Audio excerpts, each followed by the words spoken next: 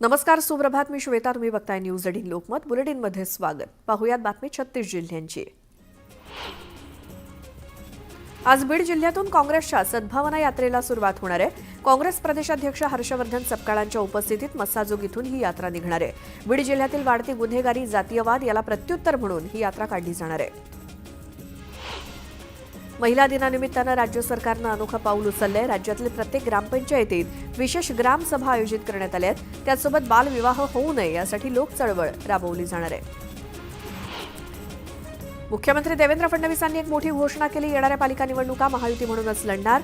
मुंबई पालिका महायुती म्हणूनच लढणार असून मुंबई पालिकेत महायुतीचाच महापौर होणार असा दावा आणि विश्वास मुख्यमंत्री फडणवीसांनी व्यक्त केला. महायुतीत कोणताही बेबनाव नाही. महायुतीत सर्व काही आलबेल आहे आणि एकनाथ शिंदे गंभीर चेहऱ्याचे आहेत, त्यामुळे कोणत्याही अफवा पसरवू नका. शिंदे नाराज नाहीत, अशी स्पष्टोक्ती मुख्यमंत्री फडणवीसांनी केली. आम्हाला बदल्याचं नाही तर बदलाचं राजकारण करायचंय, त्यामुळे आता पुन्हा ठाकरे आणि पवारांसोबत युती होणं शक्य नाही, असं स्पष्टीकरण मुख्यमंत्री फडणवीसांनी दिलं. महाराष्ट्राचा विकास आज पुढच्या 5 वर्षांचा अजेंडा आहे. तर 2043 पर्यंत राज्याची अर्थव्यवस्था $1 ट्रिलियन वरती जाईल, असा विश्वास मुख्यमंत्री फडणवीसांनी व्यक्त केला. गुंतवणूक आकर्षित करण्यासाठी महाराष्ट्रात क्षमता आहे. गुजरातपेक्षा 3 पट जास्त गुंतवणूक महाराष्ट्रात आहे. तर मुंबईत स्टार्टअपला चांगली गती मिळाली आणि मुंबईत स्टार्टअप कॅपिटल आहे, असं वक्तव्य मुख्यमंत्री फडणवीसांनी केलं. धारावीच्या पुनर्विकासाला सुरुवात झाली आहे, त्यामुळे लवकरच धारावीकरांचं पुनर्वसन होणार आहे आणि धारावी पुनर्विकास पूर्ण करून दाखवणारच, असा दावा मुख्यमंत्री फडणवीसांनी केला. गडचिरोलीतून माओवाद पूर्णपणे संपवणार. गडचिरोलीला स्टील सिटी बनवणार. तर लवकरच गडचिरोलीमध्ये नवं विमानतळ उभारणार, असा विश्वास फडणवीसांनी बोलून दाखवला. शिवसेनेत पक्षप्रवेश करण्याआधीच माजी आमदार संजय कदमांची ठाकरेंच्या शिवसेनेतनं हकालपट्टी करण्यात आली. संजय कदम 13 मार्चला शिंदेंच्या शिवसेनेत पक्षप्रवेश करणार असल्याच्या चर्चा होत्या आणि या प्रकरणानंतर ठाकरे गटातील कार्यकर्त्यांनी संताप व्यक्त केला. पालिका निवडणुकांच्या पार्श्वभूमीवर शिवसेनेकडनं शिवसंवाद दौऱ्याला सुरुवात झाली आहे. यावेळी पालिका निवडणुकांच्या अनुषंगानं श्रीकांत शिंदेंनी घाटकोपरमध्ये वॉर्डनिहाय बैठका घेतल्या. जळगावात मागील 24 तासात झालेल्या अपघातानंतर आमदार सुरेश भोळेंनी आढावा बैठक घेतली. या बैठकीत भोळेंनी अधिकाऱ्यांना चांगलाच दम दिला. लोक मेल्यावरच बैठका घ्यायच्या आहेत का, असा प्रश्न उपस्थित करत त्यांनी अधिकाऱ्यांना जबाबदारीचा भान ठेवण्याचा इशारा दिला. लक्ष्मण हाकेंनी जरांगे पाटलांवर हल्लाबोल केला. रोहित पवारांचा आयटी सेल जरांगे पाटलांना पाठिंबा देत आहे, त्यामुळे त्यांची गृह खात्यामार्फत चौकशी करण्यात यावी, अशी मागणी हाकेंनी केली. तर कैलास बोराडेलाही न्याय देण्यात यावा, अशी मागणी हाकेंनी केली. छत्रपती संभाजी महाराजांची तुलना करणे योग्य नाही. अशांवरती मकोका अंतर्गत कारवाई करण्यात यावी, अशी मागणी मनोज जरांगे पाटलांनी केली आहे. यानंतर एक मोठी बातमी येते. परळीतील व्यापारी महादेव मुंडे हत्या प्रकरणी पोलिसांकडून तपास सुरू असून या प्रकरणी आता वाल्मिक कराडच्या निकटवर्तीयाची कसून चौकशी करण्यात आली. श्रीकृष्ण उर्फ भावड्या कराड याची 1.5 तास विशेष पथकाकडून चौकशी झाली. महादेव मुंडे यांची हत्या प्लॉटिंगच्या व्यवहारातून झाल्याचा संशय त्यांच्या पत्नी ज्ञानेश्वरी मुंडेंनी व्यक्त केला होता. त्यामुळे या प्रकरणात श्रीकृष्ण कराडचा काही संबंध आहे का, हे तपासलं जात आहे. कारण महादेव मुंडे यांच्याकडनं प्लॉटचा व्यवहार हा भावड्या कराड यांनी केला होता आणि आतापर्यंत विशेष पथकाकडनं महादेव मुंडे हत्या प्रकरणात 15 संशयितांची चौकशी करण्यात आली आहे.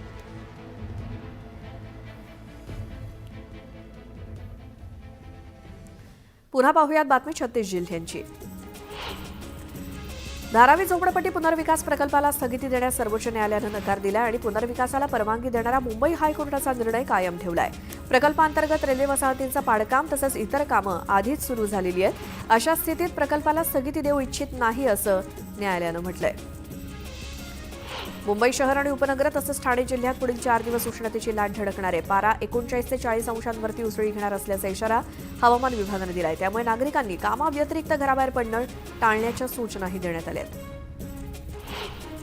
स्वारगेट अत्याचार प्रकरणातील आरोपी दत्ता गाडेच्या गुन्हाड गावात पोलिसांनी त्याच्या मोबाईलचा शोध घेतला. दरम्यान त्यानं 30 जागा बदलल्या आणि 7 व्यक्तींना भेटल्याची माहिती पोलीस तपासात उघड झाली आहे. पोलिसांनी त्याच्या घराची झाडाझडती घेतली. अभिनेत्री तनुश्री दत्ता हिनं केलेल्या लैंगिक शोषणाच्या तक्रारी प्रकरणी अभिनेते नाना पाटेकर यांना मोठा दिलासा मिळालाय. लैंगिक शोषणाचे आरोप सिद्ध करणारे पुरावे न आढळल्यामुळे कोर्टानं तक्रार फेटाळून लावली आहे.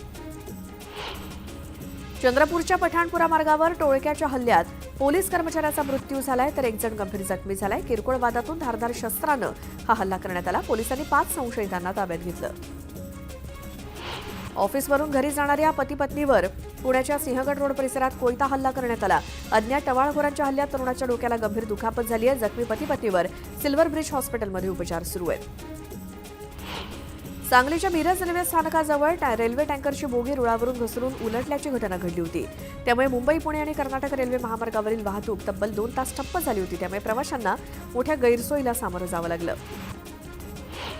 सांगलीच्या मिरजेत दुचाकी चोरणाऱ्या कर्नाटक राज्यातल्या 2 चोरट्यांना अटक करण्यात आली. त्यांच्याकडनं एक महागडी दुचाकी जप्त करण्यात आली आहे. या दोघांनी मिरज शहरातनं दुचाकी चोरल्याचं पोलीस तपासात समोर आलं.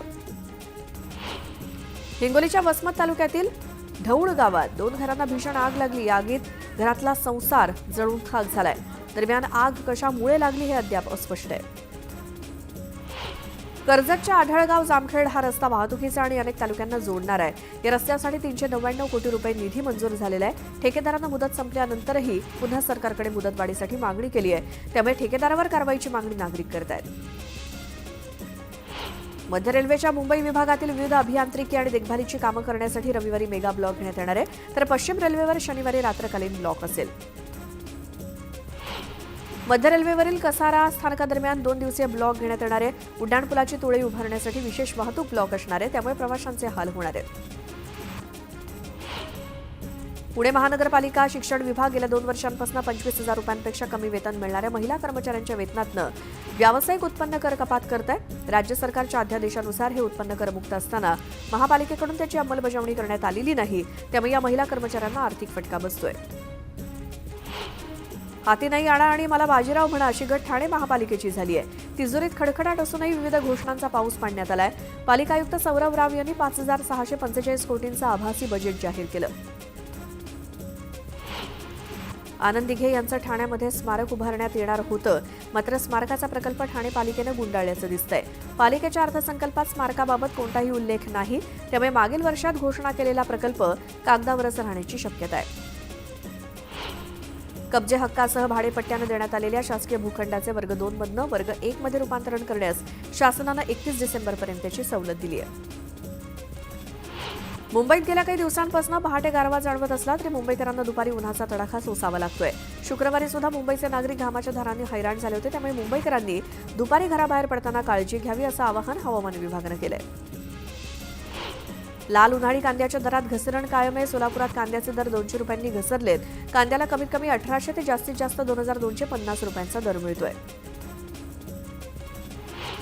राज्यामध्ये ज्वारीची एकूण 6,200 क्विंटल आवक झाली. दरम्यान सोलापूर जिल्ह्याच्या करमाळा बाजारात सर्वाधिक आवक झालेल्या ज्वारीला कमीत कमी 2,500 रुपये तर सरासरी 3,500 रुपयांचा दर मिळतोय. पोलिसांनी गरुड दृष्टी या उपक्रमाची सुरुवात केली आहे. या अंतर्गत सोशल मीडियावरील आक्षेपार्ह व्हिडिओवरती लक्ष ठेवलं जाणार आहे. अनेकदा सोशल मीडियाच्या माध्यमातून आक्षेपार्ह अश्लील व्हिडिओ पोस्ट केले जातात. त्यामुळे असे व्हिडिओ अपलोड करणाऱ्यांचा शोध घेतला जाणार आहे. मुंबई गोवा महामार्ग मागील 13 वर्षांपासून रखडला. आतापर्यंत तब्बल 15,600 कोटींचा रस्त्यासाठी खर्च झालाय. मात्र तरी देखील महामार्गावर वाहतूक करणं गैरसोयीचं आहे. त्यामुळे यंदा देखील गणेशोत्सवासाठी जाणाऱ्या चाकरमान्यांचे हाल होण्याची शक्यता आहे. देशातील सर्वात मोठी भुयारी मेट्रो म्हणून ओळखली जाणारी कफपेरड ते सिप्सपर्यंतची मेट्रो जून 2025 पासून सर्वांच्या सेवेत येणार आहे, अशी माहिती मुख्यमंत्री देवेंद्र फडणवीस यांनी दिली. पंतप्रधान मोदींनी लोकार्पण केलेल्या इस्कॉन मंदिराचा 4 कोटी 68 लाखांचा दंड माफ करण्यात आलाय. मंदिराच्या बांधकामासाठी अतिरिक्त भाडेपट्टा प्रीमियमचे 4.5 कोटी रुपयांचं शुल्क माफ करण्याचा ठराव सिडको संचालक मंडळाच्या बैठकीत घेण्यात आला. महाड तालुक्याच्या बिरवाडीतील एका घराला शॉर्ट सर्किटमुळे आग लागल्याची घटना घडली. आगीत संपूर्ण घर जळून खाक झालंय. सुदैवानं कोणत्याही प्रकारची जीवितहानी झालेली नाही. काळा चौकी येथील अभ्युदय नगर वसाहतीच्या पुनर्विकासात रहिवाशांना 635 चौरस फुटांची घरं मिळणार आहेत. अखेर शिवसेनेच्या पाठपुराव्याला यश मिळालंय. अटी शिथिल करण्याचं आश्वासन मुख्यमंत्री फडणवीसांनी विधानसभेत दिलं.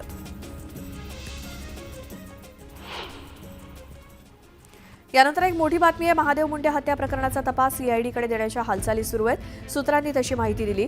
16 महिन्यांपूर्वी महादेव मुंडे यांची परळीमध्ये हत्या करण्यात आली. मात्र अद्यापही या प्रकरणात एकही आरोपी निष्पन्न झालेला नाही.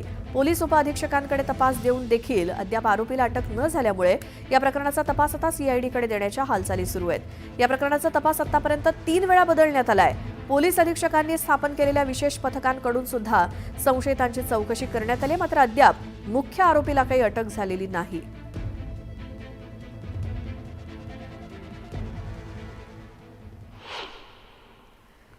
संजय कदम हे स्वार्थासाठी गेले, आमच्यासाठी ते गद्दारच आहेत असं म्हणत शिवसेना उभाटाच्या बाळासाहेब खेडेकरांनी निशाणा साधला. तर एकही कट्टर शिवसैनिक त्यांच्यासोबत जाणार नसल्याचं खेडेकर म्हणाले.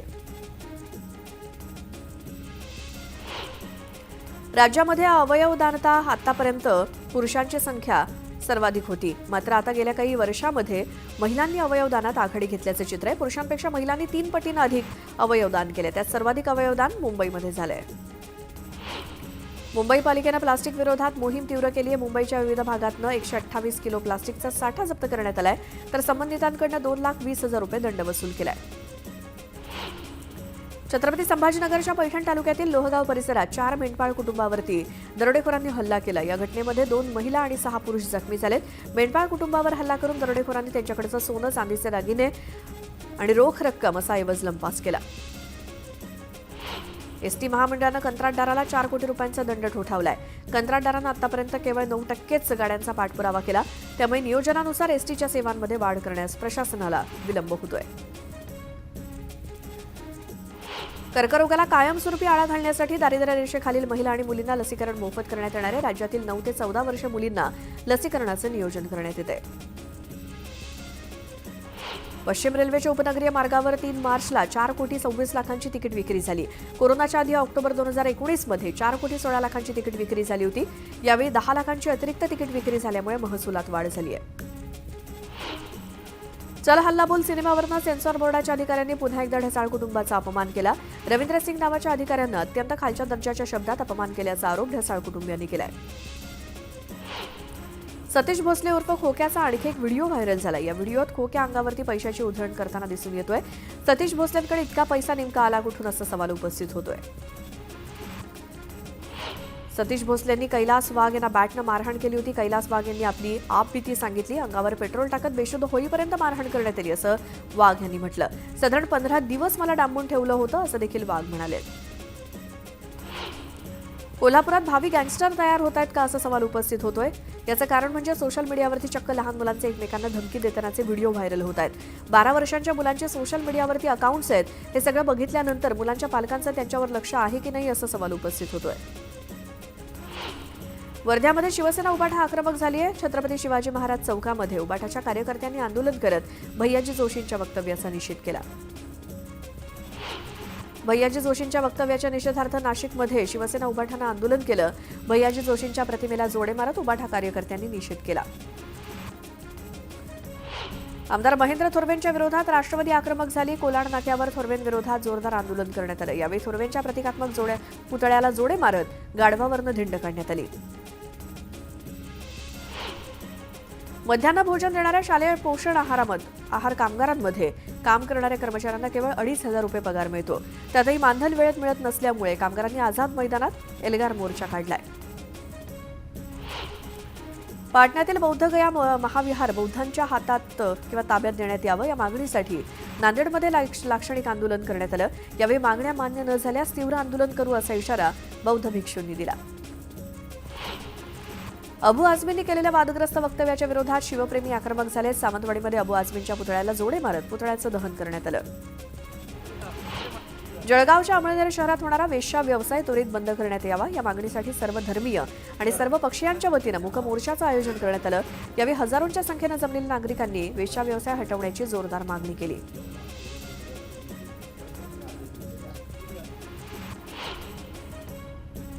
येवल्यामध्ये 5 वर्षीय चिमुकल्यावरती भटक्या कुत्र्याच्या टोळीनं हल्ला केला. या हल्ल्यामध्ये चिमुकल्याचा जागीच मृत्यू झालाय. ही संपूर्ण घटना काळजाचा थरकाप उडवणारी आहे. पुण्याच्या भारती विद्यापीठ परिसरात वाहनांची तोडफोड करणाऱ्या आरोपींची पोलिसांनी धिंड काढली. अंधाराचा फायदा घेत अज्ञातांनी 10 वाहनांची तोडफोड केली होती. या प्रकरणी पोलिसांनी त्यांना अटक करत कारवाई केली. पालघरमध्ये ग्रामपंचायतीची घरपट्टी न भरणाऱ्या कारखानदारांविरोधात आक्रमक पवित्रा घेण्यात आलाय.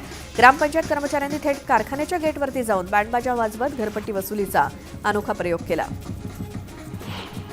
बीडमधील मारहाण प्रकरणी सध्या संपूर्ण राज्यात चांगलंच हे प्रकरण गाजतंय. सुरेश धस यांच्या निकटवर्तीयानं 1.5 वर्षांपूर्वी एकाला मारहाण केली होती आणि मारहाण केलेली व्यक्ती आत्ता समोर आली आहे आणि या व्यक्तीनं मारहाण करणाऱ्यांवर कारवाईची मागणी केली आहे. बदलापूर जवळच्या चामटोली गावातील शेतकऱ्याच्या काही भागातनं रेल्वेच्या 3ऱ्या आणि 4थ्या मार्गिकेसाठी संरक्षक भिंतीचं काम सुरू करण्यात आलंय. मात्र भूमापन केल्यानंतर सर्व्हेमध्ये तफावत आढळल्यामुळे रेल्वे आणि शेतकऱ्यांमध्ये वाद झालाय. पनवेल तळोजा येथील अनेक ठिकाणी अनधिकृत बांधकाम करण्यात आलं. शासनाच्या जागेवरही बांधकाम करून जागा हडपण्यात आली. मात्र याकडे प्रशासनाचं दुर्लक्ष होत असल्यामुळे कारवाई न केल्यास सिडको मुख्यालयासमोर उपोषण करण्याचा इशारा नागरिकांनी दिला. नांदेड शहराला पाणीपुरवठा करणाऱ्या विष्णुपुरी धरणात केवळ 38% पाणीसाठा शिल्लक राहिलाय. मार्च महिन्यातच पाणीसाठा कमी झाल्यामुळे आगामी काळात पाणी कपात होण्याची शक्यता वर्तवली जाते. सध्या याच धरणातनं शहराला 2 दिवसांआड पाणीपुरवठा होतोय. मावळ तालुक्यातील पवना धरण परिसरात आंबेगाव इथे बिबट्याचं दर्शन झालं. त्यामुळे स्थानिकांमध्ये भीतीचं वातावरण आहे. यावेळी बिबट्यानं शेतकऱ्यावरती हल्ला केला. त्यामुळे वन विभागानं पवना धरणाच्या बॅकवॉटर भागात येण्यास पर्यटकांना मनाई केली आहे. नांदेडमध्ये गुरुद्वारा परिसरातील अतिक्रमण महापालिकेकडनं काढण्यात आलंय. मुख्य रस्त्यावरील 80 दुकानं जेसीबीच्या साहाय्यानं हटवण्यात आली आहेत.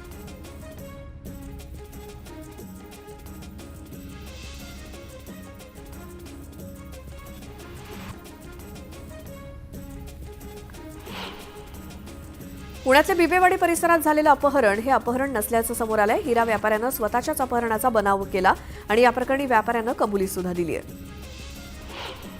मालेगाव मनमाडच्या ग्रामीण भागात अचानक थंडीनं कमबॅक केलंय. दिवसा उष्णतेची लाट आणि रात्री कडाक्याची थंडी असं वातावरण सध्या बघायला मिळतंय. या बदलत्या वातावरणामुळे नागरिकांच्या आरोग्यावर परिणाम झालाय. माढा तालुक्यातील टाकळी इथे यशवंत कळसाईत नामक व्यक्तीनं आत्मदहनाचा प्रयत्न केला. लोहारा समाजाच्या विविध मागण्यांसाठी ते आमरण उपोषणाला बसले होते. दरम्यान 5 दिवसानंतरही शासनानं दखल न घेतल्यामुळे त्यांनी आत्मदहनाचा प्रयत्न केला. जालन्यामध्ये अपर जिल्हाधिकारी रीता मैत्रवार यांच्या हस्ते जनकल्याण यात्रेची सुरुवात करण्यात आली. या यात्रेअंतर्गत शासनाच्या विविध योजनांबाबत एका व्हॅनद्वारे जनजागृती केली जाणार आहे.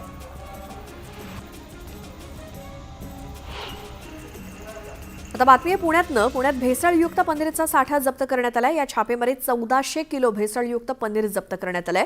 अन्न आणि औषध प्रशासनानं केलेली ही कारवाई तब्बल 13 लाखांचा मुद्देमाल जप्त केलाय. पुण्यातील भेसळयुक्त पनीर बनवण्याच्या एका कारखान्यावरती छापा टाकण्यात आला. शहरातील मांजरी खुर्द इथल्या कारखान्यावरती छापेमारी करण्यात आली आणि यावेळी तब्बल 1400 किलो पनीर जप्त करण्यात आलंय. अन्न आणि औषध प्रशासनानं केलेली ही कारवाई आहे. पनीरचे नमुने तपासणीसाठी प्रयोगशाळेत पाठवलेत अशी माहिती मिळाली आहे.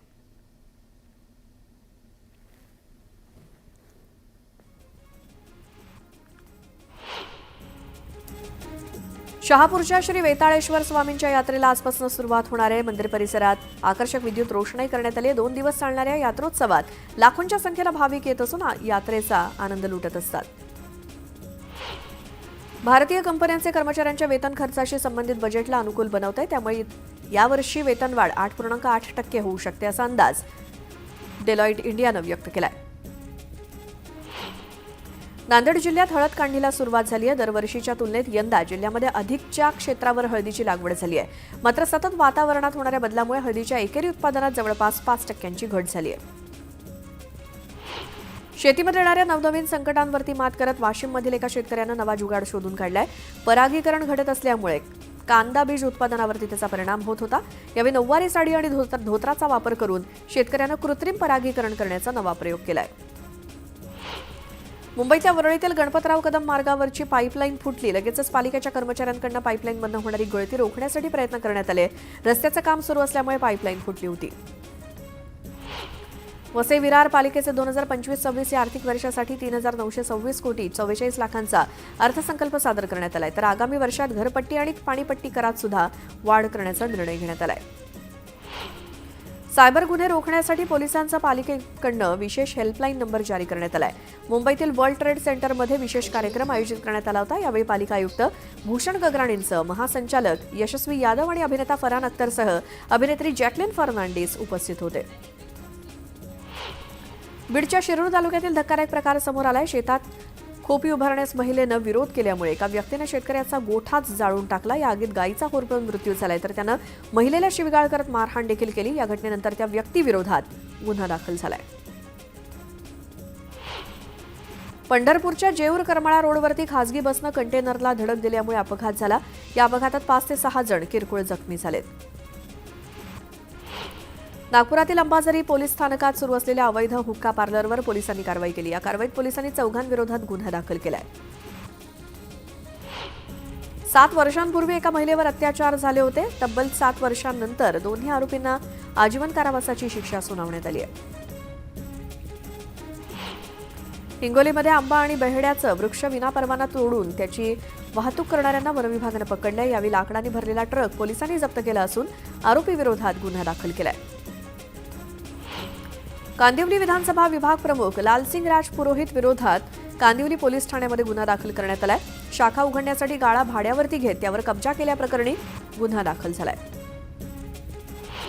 कल्याण ग्रामीणमधील देसाई या गावातील धक्कादायक प्रकार समोर आलाय. परप्रांतीय महिलांची दहशत समोर येते. काही महिलांनी शेतकरी कुटुंबाला धमकावून त्यांच्या घरावरती दगडफेक करत पोलिसांना सुद्धा धक्काबुक्की केल्याचा प्रकार समोर आलाय. या घटनेनंतर पोलीस काय भूमिका घेतात याकडे सर्वांचं लक्ष लागलंय. रत्नागिरी जिल्ह्यातील मंडणगड इथे तलवारीनं वार करत 20 वर्षीय तरुणाला मारहाण केल्याप्रकरणी अखेर गुन्हा दाखल झालाय. संशयित आरोपीला पोलिसांनी ताब्यात घेतलं असून जखमीवर रुग्णालयामध्ये उपचार सुरू आहेत. बीडच्या जिल्हा रुग्णालयामध्ये आलेल्या एका युवकाला सुरक्षा रक्षकानंच बेदम मारहाण केली. याचा व्हिडिओ व्हायरल झाल्यानंतर या प्रकरणी कारवाईची मागणी केली जाते. बीडच्या शिरूर तालुक्यातील बावी गावात हरणाची शिकार करताना अडथळा आल्यामुळे मारहाण केल्याचं प्रकरण समोर आल्यानंतर याची वनविभागानं सुद्धा दखल घेतली आहे. शिकारीच्या ठिकाणी वनविभागाच्या अधिकाऱ्यांनी थेट जाऊन तिथल्या हरणाची कवटी आणि हाडं तपासणीसाठी फॉरेन्सिक डिपार्टमेंटकडे पाठवली आहेत. मुंबई पुणे एक्सप्रेसवेवर उर्से टोल नाका इथे रक्तचंदनाची अवैधरित्या तस्करी केली जात होती. या प्रकरणी पोलिसांनी कारवाई करत 3 आरोपींना अटक केली. त्यांच्याकडनं तब्बल 8,61,00,000 रक्तचंदन जप्त केलंय. अंमली पदार्थांचं सेवन करत इंस्टाग्रामवरती त्याचा व्हिडिओ व्हायरल करणाऱ्या 4 तरुणांना पोलिसांनी अटक केली. यात एका अल्पवयीन मुलाचा देखील समावेश आहे. चौघांकडनं तब्बल 5 लाखांचा ड्रग्ज जप्त करण्यात आलाय. नागपूरच्या अंबाझरी पोलीस स्थानकाच्या हद्दीत गॅरेज चालवणाऱ्या एका व्यक्तीची भाजी विक्रेत्यानं हत्या केली. किरकोळ वादाचं रूपांतरण मारामारीत झालं. या प्रकरणी पोलिसांनी भाजी विक्रेत्याच्या मित्राला ताब्यात घेतलंय, तर आरोपीचा शोध अद्यापही सुरूच आहे. सांगली बस स्थानकावरती चोरीच्या घटनांमध्ये वाढ झाली आहे. महिला चोरट्याकडनं सोनं चांदीच्या दागिन्यांची चोरी केली जाते. याच पार्श्वभूमीवर बस स्थानकावरती महिला चोरट्यांचे पोस्टर लावत नागरिकांना सुरक्षित राहण्याचं आवाहन पोलिसांनी केलंय. अनवा प्रकरणातील फरार आरोपी नवनाथ दौडच्या दहशतीचा आणखी एक व्हिडिओ समोर आलाय. पैशाच्या वादातून नवनाथ दौड कुऱ्हाड घेऊन एका व्यक्तीच्या अंगावरती धावून जात असल्याचं व्हिडिओतनं दिसतंय. वाशिम परिसरातील खोल विहिरीतनं एका तरुणाचा मृतदेह बाहेर काढण्यात आला. पुरुषोत्तम पवार असं तरुणाचं नाव आहे. हा तरुण 5 दिवसांपासून बेपत्ता होता. अखेर या तरुणाचा मृतदेह सापडला.